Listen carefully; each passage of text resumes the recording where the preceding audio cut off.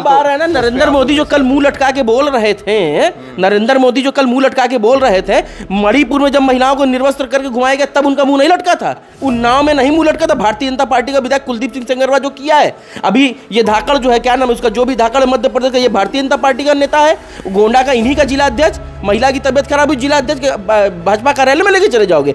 किसी महिला की तबियत खराब हुई हॉस्पिटल में जाएगी कि भारतीय जनता पार्टी कार्यालय में जाएगी, मुंह से ऑक्सीजन दोगे तुम? इतने बेहुदे बदतमीज, ये महिलाओं की बात करेंगे, महिला सम्मान, महिलाओं के हितैषी ये बनेंगे? प्रधानमंत्री जी ये साबित कर सकते हैं कि हम लोग महिला विरोधी हैं? महिला आरक्षण के खिलाफ होते तो 2023 में जो महिला आरक्षण बिल पास हुआ उसमें हम लोग वोटिंग ना करते, उसमें हम लोगों ने भी वोटिंग किया। अरे देखिए, अभी आपको भी बुरा लगेगा, देखिए, देख रहे हैं आप भी देख रहे हैं, तो पहले इनका अधिकार होना चाहिए कि नहीं, ये बताइए। ये तो उनकी पत्नी है, 7 वचन लिया, 7 फेरा लिया, उसके बाद इनको छोड़ दिया, कहा कि मैं नहीं जानता, अज्ञात। उनके एफिडेविट में, मैंने मोबाइल में एफिडेविट उनका मैंने अभी कल ही परसों डाउनलोड करके रखा, उसमें लिख दिया अज्ञात। अगर अज्ञात है उनकी पत्नी ये नहीं तो इनको सुरक्षा क्यों मिली है? आरएसएस में कितनी महिलाएं हैं, कितनी महिलाएं हैं आरएसएस में? ये तो उनका पैतृक संगठन ना, काला पित्र वाला, मतलब फादर संगठन है ना इनका। समाजवादी पार्टी हमेशा से महिलाओं के रिजर्वेशन के लिए आवाज उठाती रही है। साथियों, बहुत बहुत स्वागत है खुशखबरिया में। इस वक्त पूरे देश में एक बिल को लेकर काफ़ी चर्चा हो रही है। हालांकि कुछ लोग इल्ज़ाम भी लगा रहे हैं कि इसको मिसगाइड किया जा रहा है। पिछले दिनों 3 दिनों का स्पेशल सेशन लोकसभा में बुलाया गया था, जिसमें महिला आरक्षण से जुड़ा बिल था, उसमें डीलिमिटेशन यानी परिसीमन बिल और 131वां संशोधन बिल, उसको लेकर पूरे देश भर में चर्चा हुई और लोकसभा से वो बिल पास नहीं हो पाया। हालांकि ये कहा जा रहा है कि 2023 में ही महिला आरक्षण का बिल पास हो गया, तो उससे जुड़ा जो परिसीमन बिल था, जिसको 543 से बढ़ाकर 850 करना था। समाजवादी पार्टी के मुखिया अखिलेश यादव ने भी अपनी पीडीए प्रेस वार्ता की थी। कल प्रधानमंत्री नरेंद्र मोदी ने देश के नाम संबोधन किया था और आरोप लगाया था कि समाजवादी पार्टी महिला विरोधी है। तो इस पर बातचीत करने के लिए हमारे साथ सपा नेता ज़ीशान अंसारी साहब हैं, उनसे जानने की कोशिश करेंगे क्या सचमुच उनकी पार्टी महिला विरोधी है। बहुत बहुत स्वागत है सर आपका। जी धन्यवाद। आपकी पार्टी पर कल मोदी जी ने देश के नाम संबोधन किया और कहा कि जो लोहिया जी के मानने वाले थे वो तो ऐसे नहीं थे, लेकिन आपकी पार्टी महिला विरोधी जो परिवारवादी पार्टी है, इस बिल को लेकर। देखिए, आपने कहा कि देश के नाम संबोधन किया प्रधानमंत्री नरेंद्र मोदी जी ने ना, वो देश के नाम संबोधन नहीं था, वो सिर्फ विपक्ष को कोसने का एक संबोधन था, जिसमें सिर्फ विपक्ष को बुरा बताने का काम किया गया। आप अपने बिल में क्या लेकर के आए ये बताने का काम नहीं किया गया। और पूरे देश में महिलाओं को और देश की आम जनता को एक तरीके से भ्रमित करने का काम प्रधानमंत्री नरेंद्र मोदी जी ने ये किया है कि वो कहना महिलाओं के खिलाफ है, महिला आरक्षण के खिलाफ है। महिला आरक्षण के खिलाफ होते तो 2023 में जो महिला आरक्षण बिल पास हुआ उसमें हम लोग वोटिंग ना करते, उसमें हम लोगों ने भी वोटिंग की थी। उसमें क्रॉस वोटिंग सिर्फ 2 लोगों ने की थी, वो भारतीय जनता पार्टी के खास जो है, समझ रहे हैं किस कौन, ओवैसी AIMIM के 2 सांसद थे, वही दोनों ने क्रॉस वोटिंग की थी, उसके विपक्ष में वोट डाला था। बाकी सभी ने वोट डाला था महिला आरक्षण बिल के पक्ष में वोट डाला था, जिसमें समाजवादी पार्टी ने भी डाला था। अब प्रधानमंत्री जी कह रहे हैं कि हम लोग महिला विरोधी हैं, ऐसा उनका कहना है ना, बिल्कुल कह रहे हैं ना वो। तो ये बताइए, प्रधानमंत्री जी ये साबित कर सकते हैं कि हम लोग महिला विरोधी हैं? आपने जो है परिसीमन वाले बिल पर भी क्यों परिसीमन होगा, क्यों परिसीमन होगा? अभी 5 राज्यों में चुनाव है, आपने कोई विशेष बैठक नहीं बुलाई, सर्वदलीय बैठक नहीं बुलाई, उसके बाद आप सीधे आरक्षण वाला बिल, ये परिसीमन के लिए बिल लेते हैं। ये महिला आरक्षण का बिल नहीं गिरा है, ये परिसीमन का बिल गिरा है। अच्छा ये बताइए, इसमें तो मैं कहूंगा कि इसमें तो मैंने आपको बचा लिया, या जो लोग देख रहे हैं, मैंने, हाँ आपको भी मैंने बचा लिया, हम लोगों ने बचा लिया, समाजवादियों ने बचा लिया। कैसे बताएं?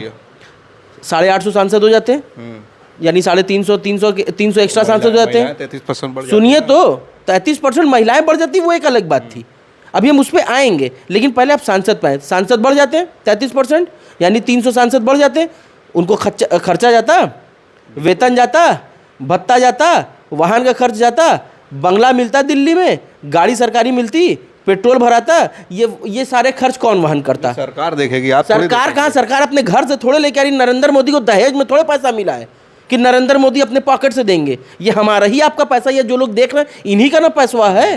अरे आज नहीं कल होगा, आज नहीं कल होगा, कल नहीं परसों होगा, परसों नहीं नरसों होगा, वो देखा जाएगा, जब होगा तब देखा जाएगा। अभी क्यों रो रहे हैं? अब आते हैं, आप महिला वाली बात किया था ना, विरोधी, हितैषी, तमाम तरह की जो बातें नरेंद्र मोदी रो रहे हैं गला फाड़ फाड़ के। हत्या बता दे कि हो गई। अभी देखिए वो सब बताएंगे, चुनाव है ना 5 राज्यों में, चुनाव ना है तो ये सारी मक्कारी 420 भारतीय जनता पार्टी की अभी सब जगह आपको सुनने को मिलेगी। IT सेल ये सब उचक्का ही करेगा, ये सब उचक्के ना है।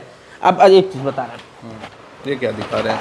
ये जो दिखा रहे हैं देखिए, अभी आपको भी बुरा लगेगा, देखिए, देख रहे हैं, आप भी देख रहे हैं। नारी वंदन। अच्छा, इसमें क्या लिखा है, पढ़ के बता दीजिए। यशोदा बेन को सम्मान दो, अपने घर में स्थान दो। अरे ये तो उनका पर्सनल निजी मामला है, वो देश की बात कर रहे हैं। ये महिला देश में नहीं रहती हैं, ये बांग्लादेश की हैं। ये उनका निजी मामला है भाई। ये बांग्लादेश की हैं।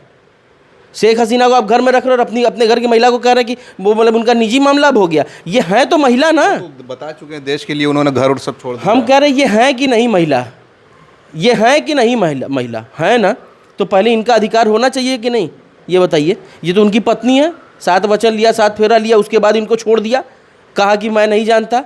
अज्ञात, उनके एफिडेविट में, मैंने मोबाइल में एफिडेविट उनका मैंने अभी कल ही परसों डाउनलोड करके रखा, उसमें लिख दिया अज्ञात। अगर अज्ञात है उनकी पत्नी ये नहीं, तो इनको सुरक्षा क्यों मिली है? देश की सभी महिलाओं को सुरक्षा दे देंगे क्या? इनको क्यों दी गई है सुरक्षा अलग से? अरे आपकी पार्टी की मुखिया के घर की ही महिलाएं जो है आपकी पार्टी का जो है झंडा जला रही हैं। चलिए अभी हम उस पे अपर्णा आएंगे, यादव। अभी हम उस पे आएंगे। अब दूसरी बात पे आते हैं। देखिए, भारतीय जनता पार्टी की जो महिला विरोधी सोच है, मैं आपको बता देता हूँ। भारतीय जनता पार्टी का गठन हुआ था 1980 में, हुआ था ना। तब से लेके आज तक उनका कोई एक राष्ट्रीय अध्यक्ष बता दीजिए महिला हुई हो, एक बताइए। आपकी पार्टी में कोई हुआ है? उनकी बताइए, उनकी बताइए। हमारे यहाँ तो इतनी सारी सांसद ही हैं, हमारी तो क्षेत्रीय पार्टी है ना। सांसद है। हाँ, उनके यहाँ सांसद कितनी परसेंटेज बताइए, हमारे यहाँ ज़्यादा है कि उनके यहाँ ज़्यादा है? बताइए। उनके यहाँ है कि नहीं? आरएसएस में कितनी महिलाएं हैं? कितनी महिलाएं हैं आरएसएस में? ये तो उनका पैतृक संगठन ना, काला पित्र वाला मतलब फादर संगठन है ना, इनका ऑर्गेनाइजेशन है आरएसएस भाजपा का। उसके पहले जनसंघ बनी थी, श्यामा प्रसाद मुखर्जी बनाए थे, उसमें कितनी महिलाओं का भागीदारी दे दिया गया था। ये रो रहे हैं, ये बदतमीज है। अरे सुनिए, अब आ रहा है ना नरेंद्र मोदी जो कल मुंह लटका के बोल रहे थे, नरेंद्र मोदी जो कल मुंह लटका के बोल रहे थे, मणिपुर में जब महिलाओं को निर्वस्त्र करके घुमाया गया तब उनका मुंह नहीं लटका था।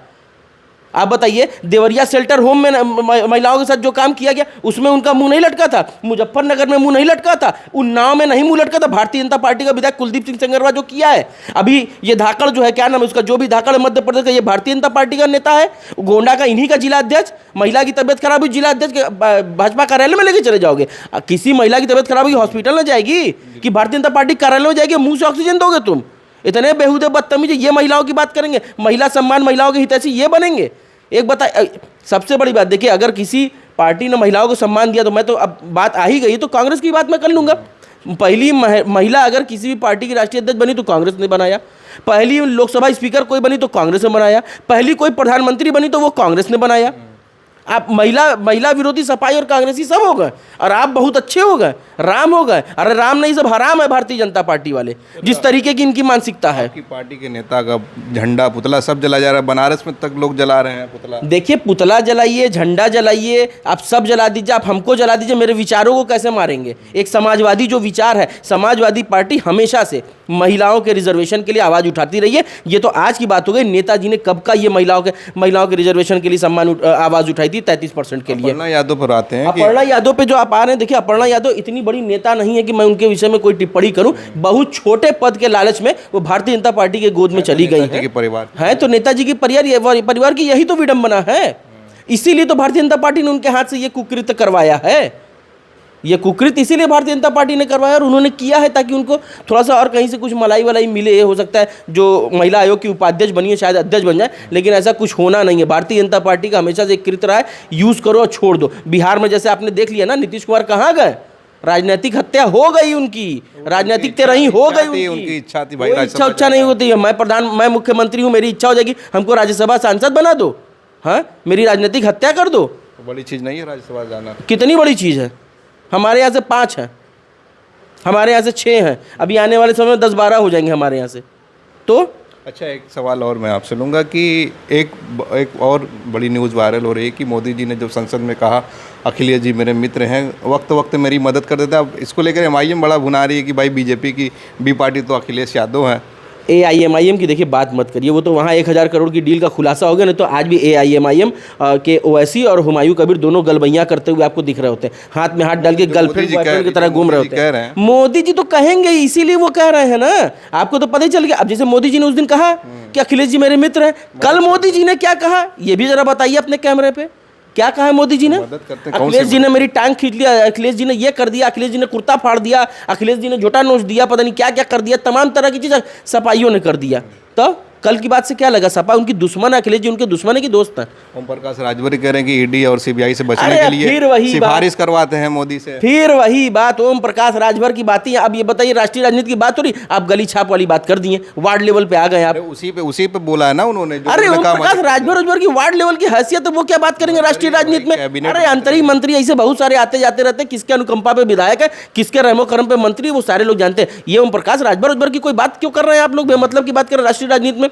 ये सब भी वार्ड लेवल के, जिला पंचायत पंचायत की बात कीजिएगा तो हो सकता है चल जाए। ओम प्रकाश राजभर का भी वो क्लास, वो लेवल नहीं है कि वो अखिलेश जी और नरेंद्र मोदी और राष्ट्रीय राजनीति की बात करें या महिला आरक्षण के विषय में बात करें। उनसे कहिए जाकर के मजा लें।